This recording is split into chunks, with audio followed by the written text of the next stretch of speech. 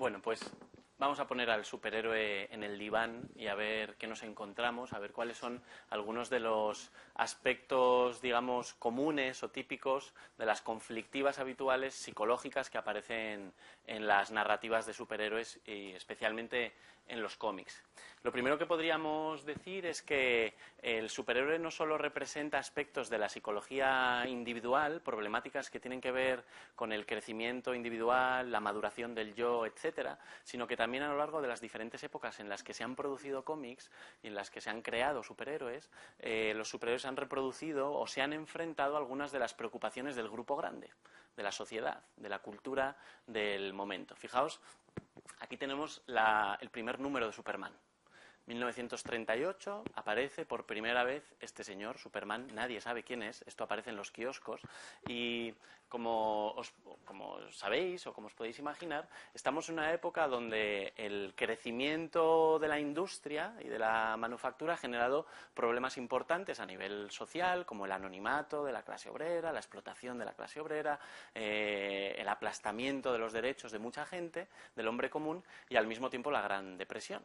Entonces hay mucha gente que está muy descontenta y hay toda una inquietud relacionada con pues, si queréis, la liberación o la recuperación de una cierta dignidad social por parte de esta gente.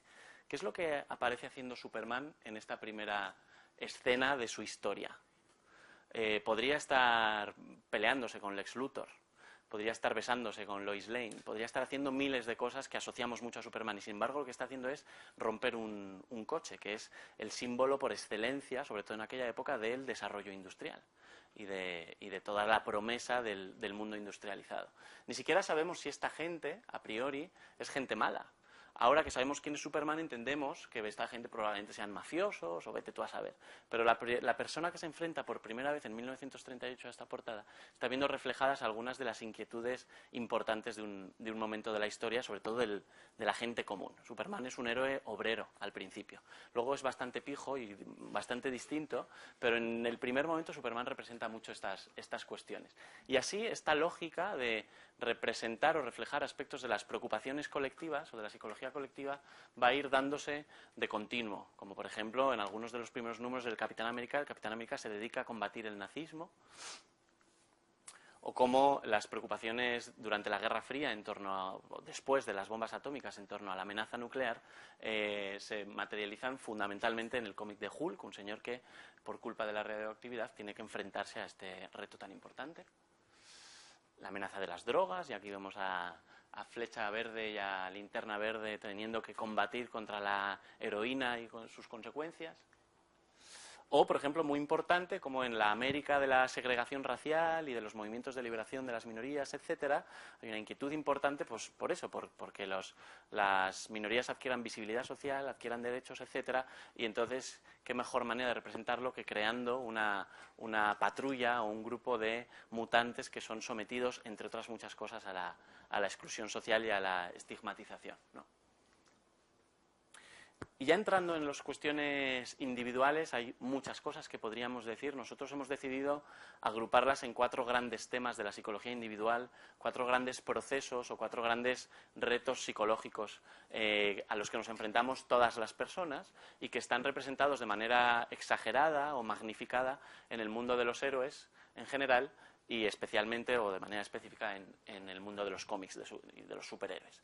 Una de estas cuestiones es la construcción de la identidad, uno de los grandes problemas a los que nos enfrentamos, la integración de la sombra, y ahora os explicaré a qué nos referimos con esta metáfora, la superación del dolor en general y especialmente de esas experiencias de dolor que son tremendamente grandes, como son los traumas, y la difícil tensión que experimentamos, sobre todo las personas de nuestra época, entre ser individuos que se entregan al autodesarrollo y ser parte de algo más grande, ser parte de una comunidad o ser parte de un grupo. Bueno, estas cuestiones están relacionadas entre sí, nosotros las vamos a ir viendo separadas, pero se acoplan y en las historias de superhéroes muchas veces se juntan.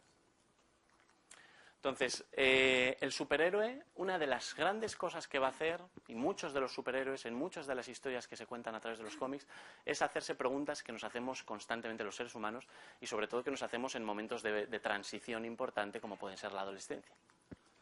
¿Quién soy? ¿Quién quiero llegar a ser? ¿Qué puedo llegar a ser?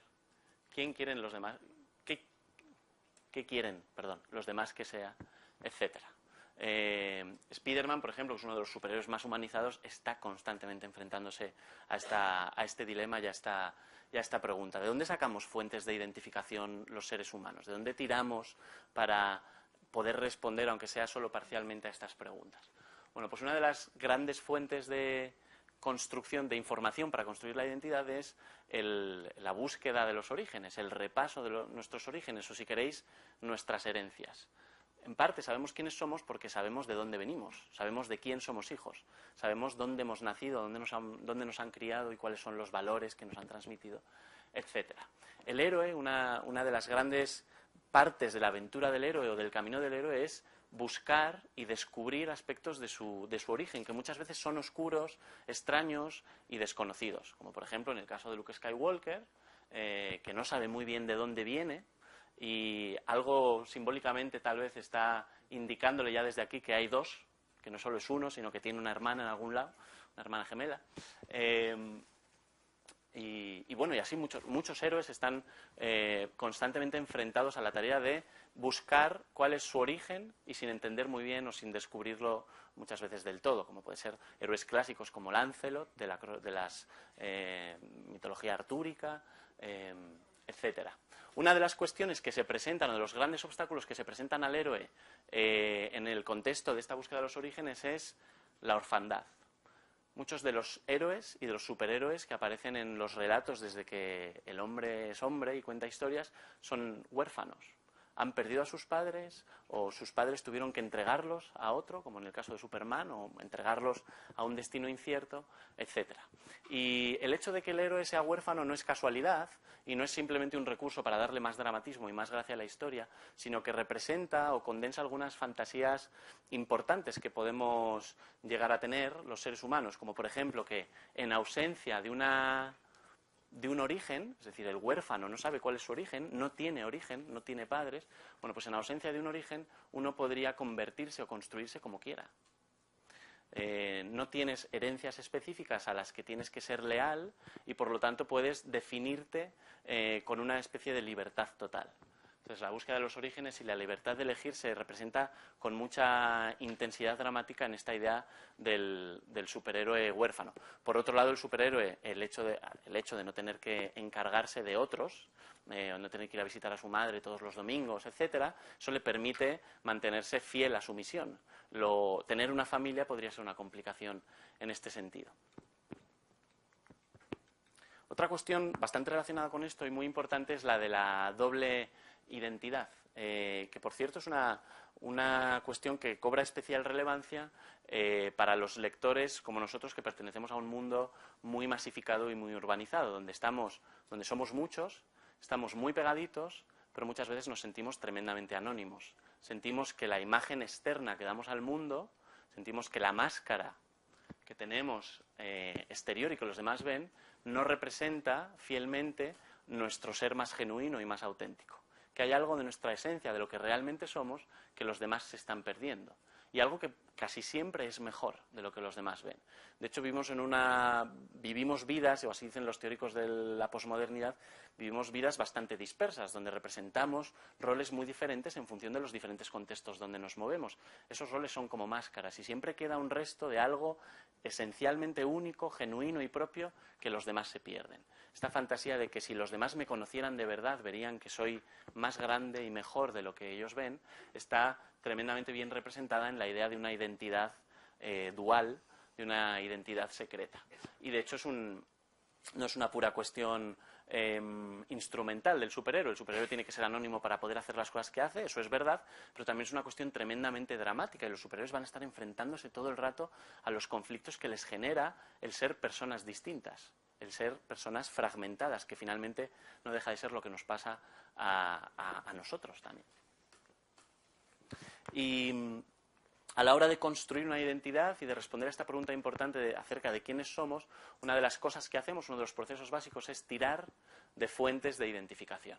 Muchas veces, o muchas de esas fuentes provienen de nuestros primeros cuidadores, nuestros padres, nuestros educadores, nuestros maestros. Entonces, vamos construyendo nuestra identidad, vamos aprendiendo a ser quienes somos identificándonos con partes de la gente que nos ha cuidado, de la gente que nos ha educado y que nos ha sacado adelante. Esto genera de por sí conflicto, porque ¿con qué te quedas de esas personas que están en tu origen?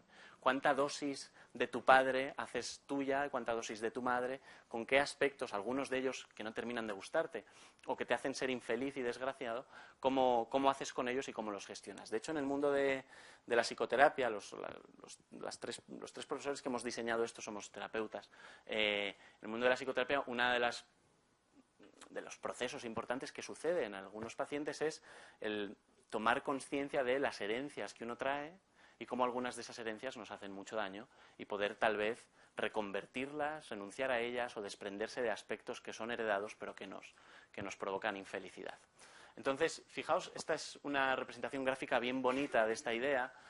Matt Murdock, que después se convertirá en Daredevil, en este superhéroe famoso, tiene un padre que es un boxeador, un tipo bastante heroico, que básicamente boxea, a pesar de ser viejo y prácticamente perder muchos de los combates y sufrir mucho, boxea para sacar adelante a su familia. Es un tipo heroico, noble, íntegro, etcétera. Pero al mismo tiempo es víctima de una extorsión de la mafia de su barrio que le obliga a ser, por las noches, un matón. Un tipo que va por ahí partiendo piernas y amenazando a los tenderos. Entonces, es el mismo padre y sin embargo son dos padres distintos para él. El gran conflicto que va a tener este héroe, como todos nosotros, es aprender a integrar aspectos contradictorios de sus fuentes de identificación y a crear una especie de receta que le valga a él. No elegirá ninguno de los dos excluyendo al otro, sino que integrará esos aspectos de heroísmo con esos aspectos de violencia que están los dos en la figura de su padre. Otro de los procesos psicológicos, digamos, universales a los que nos enfrentamos los seres humanos es el reconocimiento y la asimilación o la integración de la sombra. La sombra es un concepto que utilizó Carl Jung, este psicoanalista famoso que ha citado David antes, con el que básicamente se refiere metafóricamente a los aspectos de nuestra personalidad que no son reconocidos por nosotros. Esos aspectos ocultos, si queréis, esos aspectos que están en la sombra y que normalmente coinciden con aspectos que no nos gustan de nosotros mismos, porque pueden tener que ver con la agresividad, con aspectos nuestros que nos resultan peligrosos por una u otra razón. Entonces, otro de los grandes enfrentamientos o de los grandes dilemas y conflictos a los que se enfrenta el superhéroe es el de integrar estos aspectos oscuros de su personalidad. Normalmente tendemos a imaginar, o hay un estereotipo como de que el superhéroe es un tipo inmaculado y perfecto, siempre bueno. Y en realidad esto está bastante lejos de la realidad. El superhéroe está lleno de oscuridad. Fijaos en este trocito de Batman Año 1, uno de los mejores cómics de Batman que hay, donde tenemos a Batman que acaba de pillar a un malo y básicamente le está haciendo daño. No recuerdo muy bien si probablemente le está retorciendo el brazo, le está agarrando del cuello, imaginaos. Y dice lo siguiente, este señor, Batman, dice: no puedes escapar de mí, las balas no me hacen daño, nada me hace daño, pero conozco el dolor, a veces lo comparto con alguien como tú. Esto es una escena de sadismo, clarísimamente. Si no nos dijeran que es Batman, pensaríamos, esto es un loco, es un psicópata que está haciendo daño a alguien, que está torturando a alguien. Y fijaos este fundido en negro al final, tan sugerente. Bueno, el caso es que Batman tal vez es la representación más intensa de esta idea de que dentro del superhéroe hay una carga importante de irracionalidad, de violencia, de locura, de destructividad, que el superhéroe constantemente va a tener que regular, que va a tener que enfrentar. Si no la integra, esa parte le domina a él. No sé si os acordáis de Spider-Man 3, creo que era, donde hay un traje negro, una especie de cosa que cae del cielo, del espacio, y que cuando Spider-Man no es capaz de enfrentarse del todo a ella, ese traje negro le domina a él. Venom se llama. Luego veremos una imagen de esto. Entonces, decía Jung, aquello que niegas te domina, aquello que asimilas te transforma. Y esta es una de las cuestiones más importantes a las que se enfrenta el superhéroe. De hecho, se ha dicho mucho que Batman y el Joker son dos caras de la misma moneda.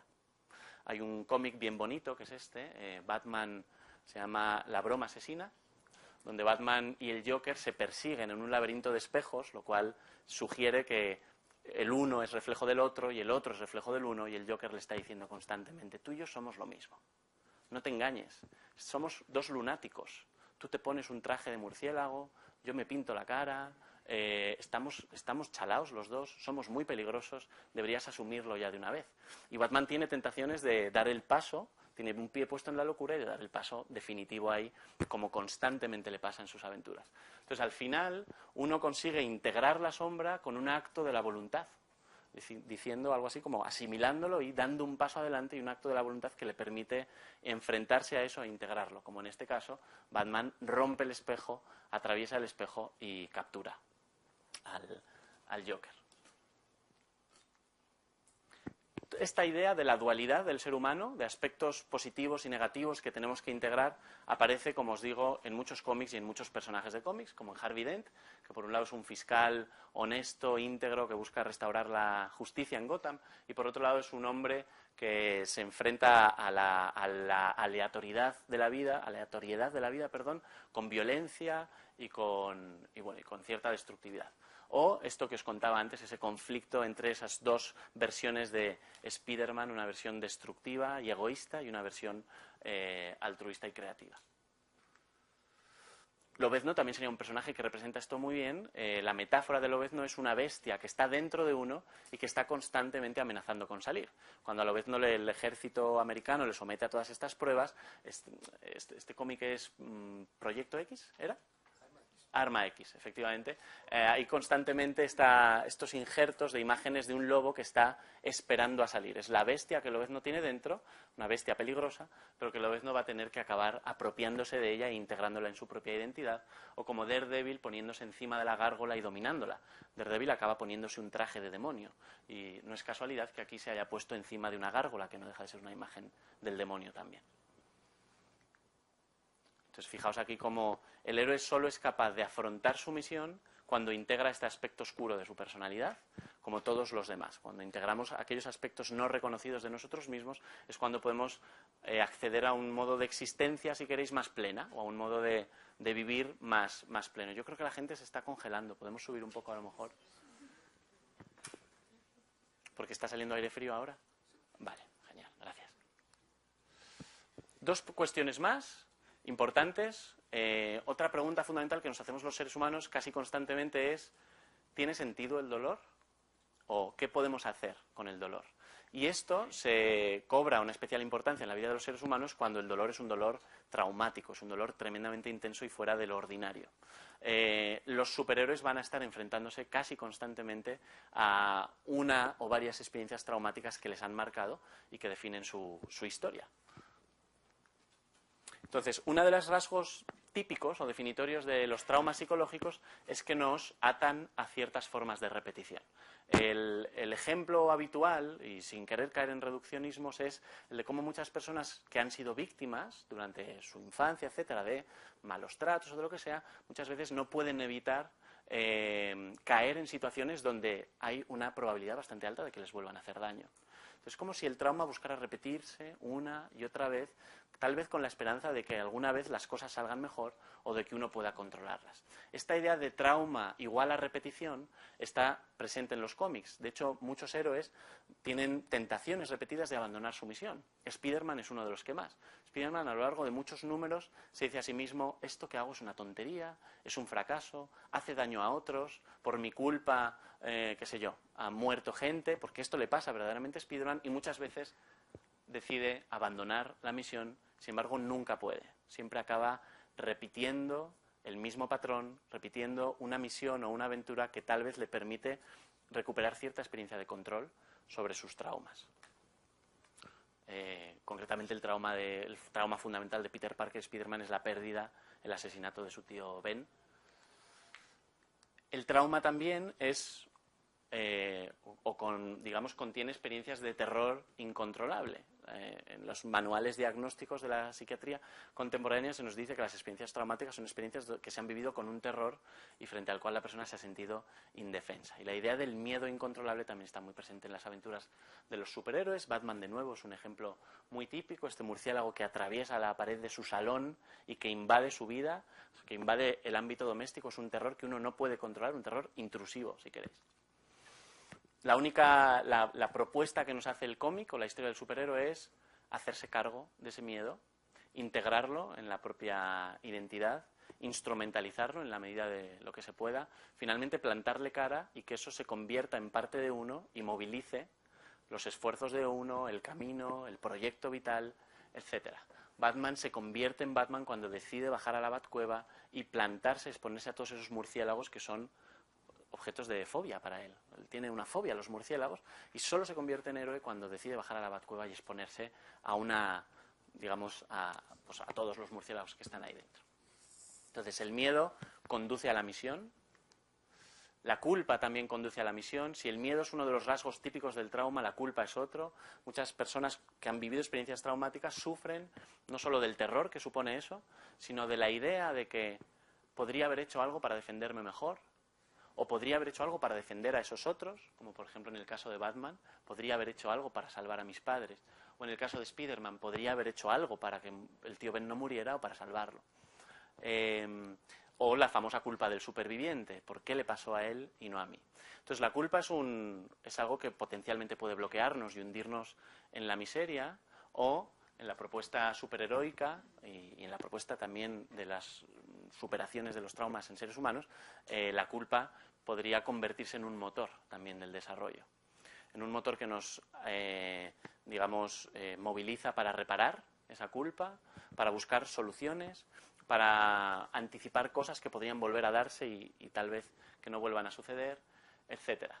De hecho, de nuevo, Spider-Man es un ejemplo muy interesante de la culpa, porque varios autores señalan cómo este señor, este tipo, Peter Parker, Spider-Man, es un tipo tremendamente culposo. Está todo el rato boicoteando el valor de sus acciones. Está todo el rato diciéndose a sí mismo, no vales nada, eres un fracasado, lo que haces hace daño a la gente a la que quieres, etcétera. Es un tipo que ha internalizado profundamente una experiencia de culpa y solo es capaz de superar esa culpa cuando está con la careta puesta, bueno, con la máscara, perdón, y está haciendo de Spider-Man, que es cuando se vuelve un tipo muy humorista y muy cómico. No sé si os acordáis de las películas o los que estéis familiarizados con los cómics. Spider-Man, cuando va volando, va por ahí por la ciudad y enfrentándose a los malos, es un tipo que parece que está haciendo una especie de monólogo, es muy gracioso.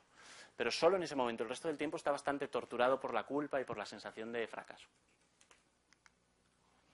El símbolo es otra de las propuestas que nos aporta el cómic acerca de las posibles vías de superación del trauma. Hacer que mi dolor y mi experiencia traumática pertenezca a un esquema más amplio y que no sea un dolor vivido egocéntricamente o desde un individualismo excesivo, si queréis, sino que mi experiencia pueda simbolizar algo que le ha pasado a otros y algo que es compartido por un grupo más grande. De hecho, algunos de los procesos que vemos en gente que más o menos se hace cargo de sus experiencias traumáticas tienen que ver con la creación de grupos, de asociaciones de víctimas, de gente que construye sobre su dolor algo que tiene que ver con algo más grande, ¿de acuerdo? Una misión o un camino que tiene que ver con algo más grande, con educar para un futuro mejor, etcétera. El símbolo del superhéroe muchas veces condensa y representa eso, y de hecho suele coincidir con los objetos del trauma o de los miedos del superhéroe. El símbolo de Batman es precisamente aquello que más miedo le da, el símbolo de Spider-Man también, etc. Bueno, esto sería redundar sobre lo mismo. Aquí tenemos en el número, pues no sé cuál era, no sé si era el 7 o por ahí, los autores nos explican el origen de Batman y nos enseñan cómo Bruce Wayne, torturado por la muerte de sus padres, decide convertir esa experiencia traumática en una misión y se promete a sí mismo que intentará que esto que le ha pasado a él no le pase a nadie más. Entonces, cuando empieza a entrenar y a formarse. Y por último, la última idea interesante que nos propone la narrativa de superhéroes es la de el trauma se supera también o se empieza a superar mirándolo. Esto suena muy evidente, pero precisamente los síntomas de estrés postraumático tienden a mantenerse cuando la gente recurre a la evitación. Esto es una cosa muy típica de la psicotraumatología. Las personas que evitan mucho volver a los sitios donde se produjo el trauma, conversar sobre el asunto, los estímulos que recuerdan a eso, tienden a tener síntomas postraumáticos que permanecen más en el tiempo.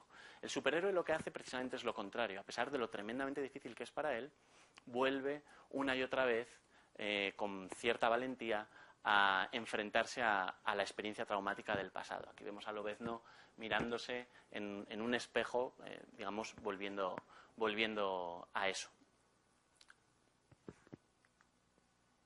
y por último, ya, perdón, ahora ya sí es lo último, creo, la racionalidad y el método, es decir, un dolor que empieza siendo un dolor desordenado, invasivo, etcétera, poder organizarlo de alguna manera a través de la racionalidad, el método, es decir, a través de comunicar el dolor, ponerle nombre, buscar claves de solución, apoyarse en otros, y ahí tenemos las ayudas, etcétera.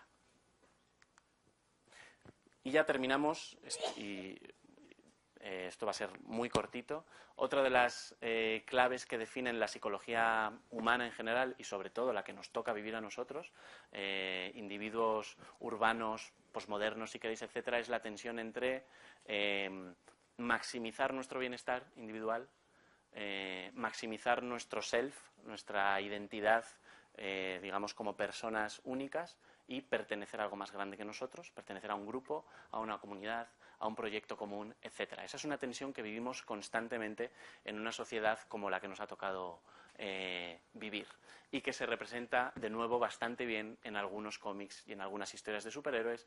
Lobezno tal vez sería el personaje que representa esto mejor, o por lo menos el más popular.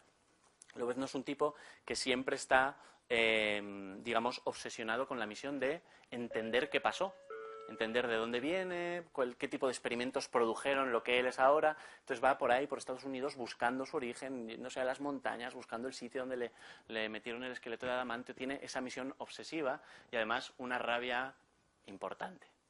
Y sin embargo, muchas veces Lobezno lo que hace es parar su misión para volver al grupo, para ayudar a otros que son más frágiles dentro del grupo al que pertenece, etcétera. Está constantemente en un viaje de ida y vuelta entre el grupo, el individuo, el desarrollo individual y la pertenencia a un grupo. Bueno, pues así vivimos nosotros también, y así viven los superhéroes.